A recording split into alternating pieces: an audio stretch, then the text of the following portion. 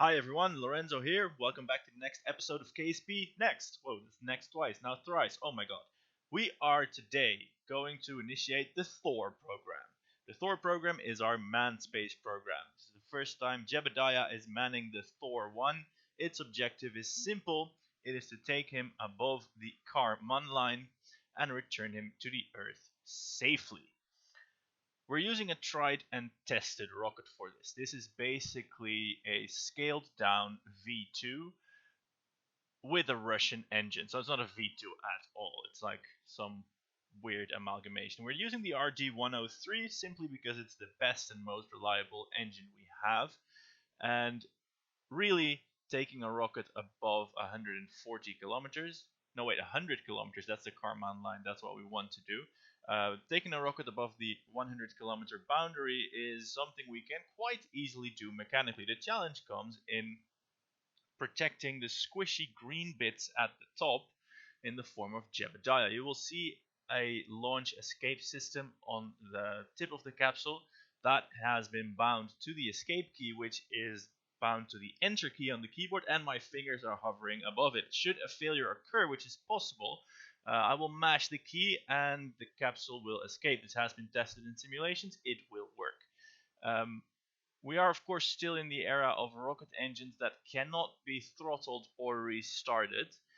So with a small engine, a small rocket with a big engine, comes the potential problem of a high G load, which could be bad for Jebediah. So far, he's doing okay, just under 5 Gs, and starting to do some science.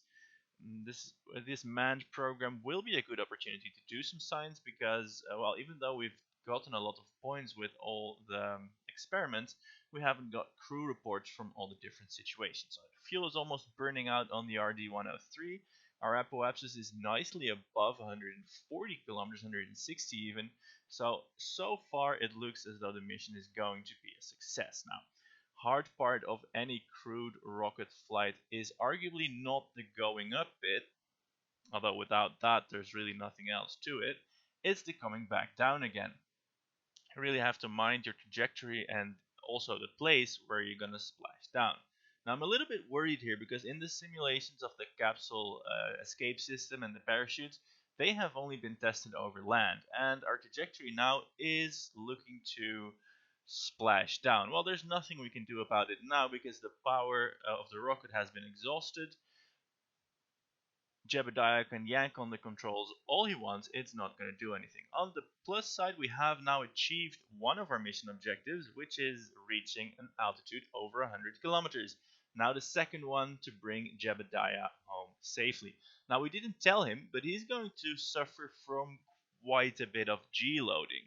And that's because this is basically a straight up and down hop. Just skipping a little bit of the coast there. Ditching the launch escape system.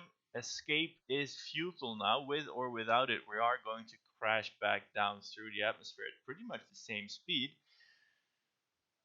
Ditching the rocket, which will crash on its own. Doesn't need any help with that. Let's get some final science in and then prepare for descent.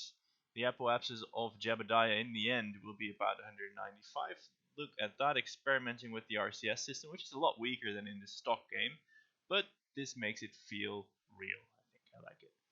Alright, on the way back down again, what I was saying is this is a straight up and down hop, which means that the speed is a lot lower than orbital speed, that's for sure. We're going to hit the atmosphere at about 1.5 kilometers per second, but we're not going to do so in a nice, gentle, arcing line. We're basically slamming straight through the thin bits, barely decelerating in them, and proceeding immediately towards the thick, soupy lower parts of the atmosphere.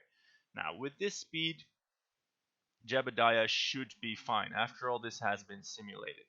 But still, he is in for quite a rough deceleration, something you may not expect from a relatively mild rocket jaunt like this. But let's have a look at how this goes. There's no extra science to be done. We're plummeting towards the ground now at 2 kilometers per second. Now there is a horizontal component to that speed, but most of it will be vertical. Let's say 1.5 kilometers per second of vertical speed. We're at 52, 51, 50 kilometers now. RCS doing nothing really. It's on, but it's basically just venting gases. And this is the automated system that has been left. Look at that. Here comes the shock heating. G's are going crazy high. They're over 10, but the speed is going down as well. We've decelerated half the way there. We're reaching 13, 14 Gs. Jebediah is looking stoic as ever. And we are approaching safety. We're almost subsonic. We're subsonic now. We're still 18 kilometers up. We're still venting RCS gases, stopping that now. And the worst of it is over. Very well done. Parachutes can now deploy, and the capsule can gently, if upside down, drift down into the water. And if that last milestone is hit, we have successfully kicked off the manned space program. The Thor rocket was a success. Jebediah has earned his astronaut wings, and the future for the space program sure is looking bright today. So what's next? Now we have in the background here researching technologies for ever bigger, better, more reliable, that's the most important bit, boosters. But that's going to take a while to research. So in the meantime, we're going to rebuild our orbital rocket, throw away the third stage, and strap on a capsule. See what we can do with that. We probably won't be able to shoot it into orbit. We know and accept this, but we ought to explore some new territories. So let's go to that. The Thor 2 built here. And this is going to, well, take Valentina into space, obviously, try and set some speed records, because even though it's not going to make orbit, it is going to go hella fast.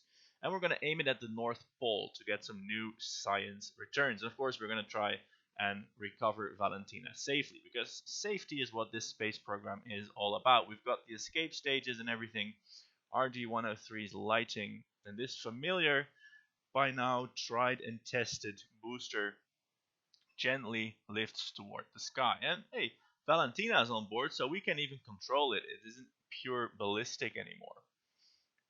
So we've got the delta V calculations open. We've just got over 9 kilometers per second of delta V. Reasoning to do this is that the heat shield on the capsule says it is rated for orbital re-entries, so if we just barely don't make orbit, the re-entry should be fine. We will have speeds of about 6.5, 7 kilometers per second. And, well, we saw with the Jebediah that the very rough re-entry he did, 13 Gs was no problem for the heat shield at all. So, let us continue to the skies. Valentina, we're trying to train up our astronaut corps, get all of them some stars, some experience. And she was second in line, but definitely first in line for this big honkin' booster. We've seen this bit before, so let us continue on to the end of stage 1. Here we go, stage 1. The camera is shaking because of the G-forces. That nice engine ring glowing, and we will separate the second stage, which is basically the Thor 1, but of course lofted to 130 kilometers and then ignited as a second stage. We have an escape stage on this as well. It should probably be jettisoned, or we may even use its delta V by firing it whilst attached to the rocket. I don't think that's the proper use of an escape stage, but, well, there's nothing gonna happen here that could be, well, if the second stage is gonna explode, that's gonna be a problem. But let's not dwell on that and fire all of it rocket propellant out the exhaust and try and go really fast towards the North Pole. We didn't tell Valentina where she was going. It's gonna be cold there. She didn't bring her winter coat, but hey, we'll be waiting to collect her, take her back to the space center. Yeah, there we go. Escape stage firing, adding like a few meters per second. Scorching the windows, probably not the best conduct. So at this point, Valentina has set altitude records. She's at 430 kilometers. That's the highest anyone's ever been. She has set speed records. She has exceeded 7 kilometers per second, or what? Well, no, it's 6.6 kilometers per second at the moment. So not quite 7 yet, but now she's doing Gemini-esque experiments with her reaction control systems.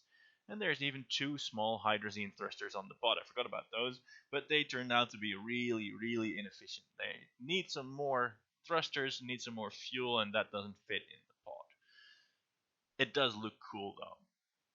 Now let's see about coming down. What's our trajectory look like? Let's switch to... No, wait, let's not switch to the trajectory just yet. Do it now. Ignore me. We are going towards the North Pole. We're going towards the North Pole. Here, this is the flight, displaying that accelerated, getting some science through all the different biomes, making more altitude records. We're at 680 kilometers now.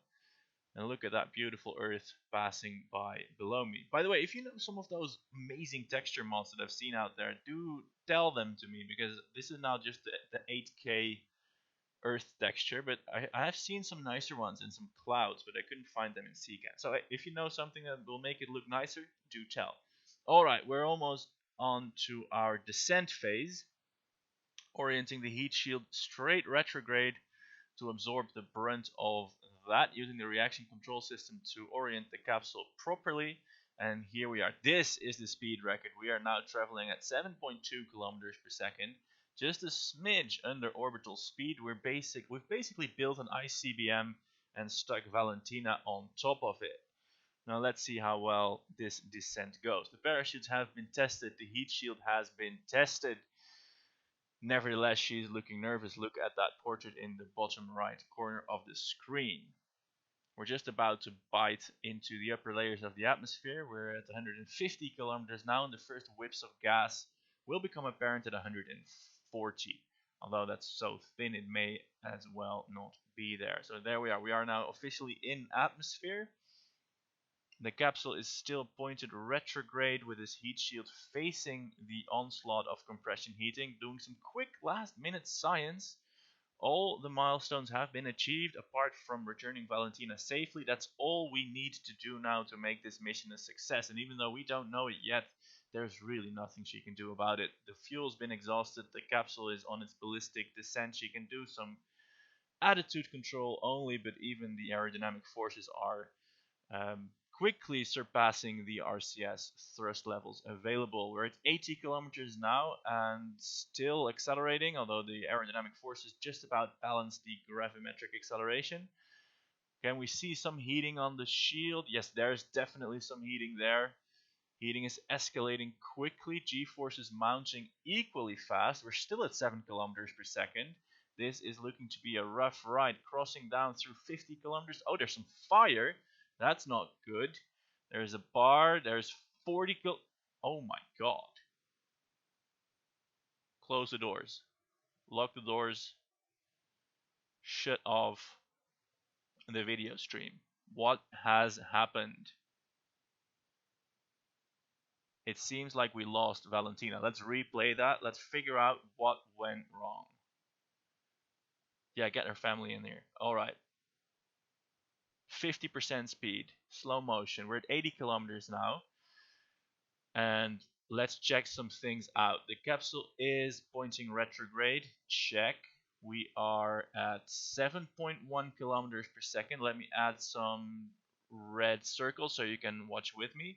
Now the problem here is in the form of the vertical speed of 1.5 kilometers per second straight vertical. So we have an orbital speed entry, but we spend no time in the upper atmosphere. Now, this is the danger of these suborbital trajectories. They look fine, but actually the entry is super steep. And this causes you to decelerate way too fast, generate way too much heat, and die. Additionally, I was pointing straight retrograde. That is a ballistic re-entry.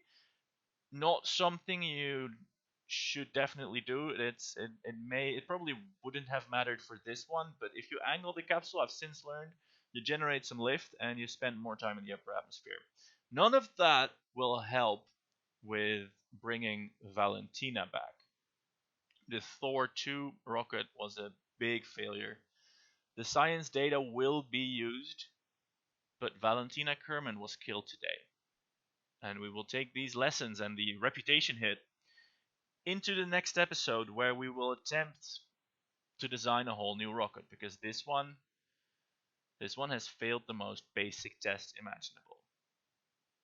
Thanks for watching. I'm Lorenzo. Good night.